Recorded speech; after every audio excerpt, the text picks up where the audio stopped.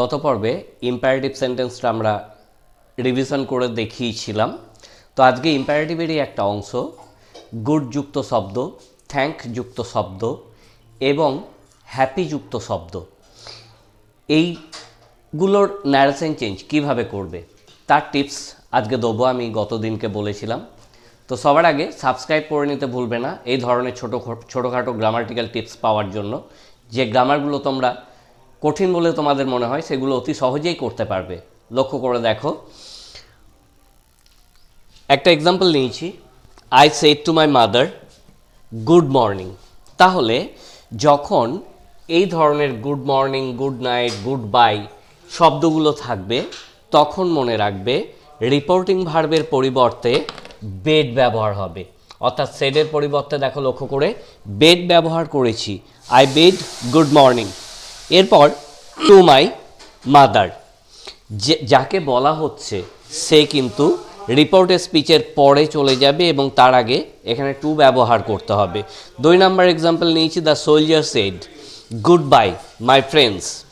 তাহলে সৈনিকটি বলছে তার বন্ধুদেরকে, সুতরাং the soldier bade goodbye to his friends.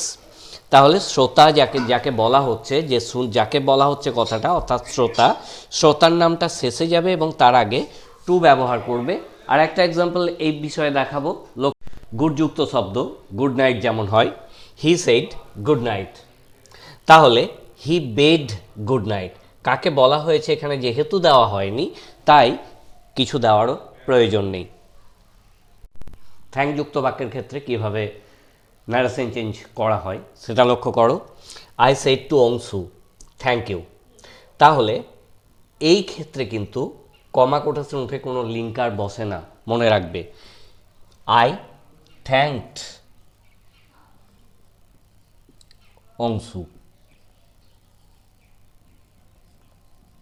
You অর্থাৎ অংশুকে বলা হচ্ছে, তাই এর অ্যান্সার হচ্ছে I thanked Anshu. Next, Joyee said thank you Panchu. তাহলে এখানে কিন্তু জয়ী পাঁচুকে থ্যাংক ইউ দিচ্ছে, এটা মাথায় রাখবে। অতএব জয়ী থ্যাঙ্কড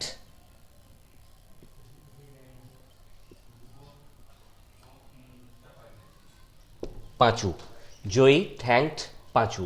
তাহলে মনে রাখবে থ্যাঙ্ক যুক্ত শব্দ, থ্যাংক ইউ বা থ্যাঙ্কস, থ্যাঙ্ক জাতীয় যে শব্দগুলো সেগুলো বক্তার পরেই বসবে থ্যাঙ্কড হিসাবে এবং তারপরে শ্রোতার নামটা বসে যাবে। আশা করি গুড এবং থ্যাঙ্ক যে শব্দগুলো দিয়ে ন্যারেশন চেঞ্জ হয়ে থাকে সেগুলো তোমরা বুঝতে পেরেছো। বুঝতে না পারলে অবশ্যই আমাকে জানাবে। এবার আমরা হ্যাপি যুক্ত যে শব্দগুলো হয়ে থাকে সেগুলোর ন্যারেশন চেঞ্জ কীভাবে করতে হয় সেটা নিয়ে আলোচনা করব। তো এক্সাম্পল নিয়েছি, রাজা said to Arup happy new ইয়ার। এই অ্যান্সারটাকে তোমরা দুইভাবে করতে পারো, রাজা উইজড অরূপ, এগুলো উইজ করা, সুতরাং রাজা উইজড অরূপ হ্যাপি নিউ ইয়ার, এটা ডাইরেক্ট হয়ে গেল, এখানে কিন্তু কোনো লিঙ্কার বসাবে না।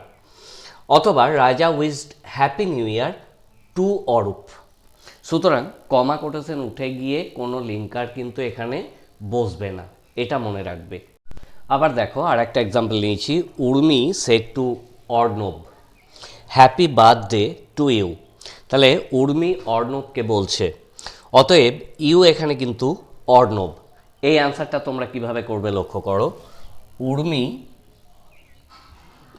উইজড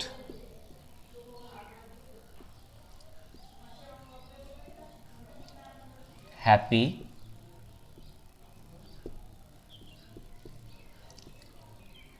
বার্থডে টু, এখানে ইউয়ের পরিবর্তে সরাসরি শ্রোতার নামটাকে বসিয়ে নেব। অতএব Urmi উইজড happy birthday two Arnab হবে, ইউয়ের পরিবর্তে সরাসরি শ্রোতার নামটা বসে গেল, লক্ষ্য করো। আশা করি তোমরা বুঝতে পারছো। কোনো রকম সমস্যা হলে আমাকে কমেন্ট বক্সে জানাতে ভুলবে না। চেষ্টা করো, প্র্যাকটিস করো, অবশ্যই সফল হবে।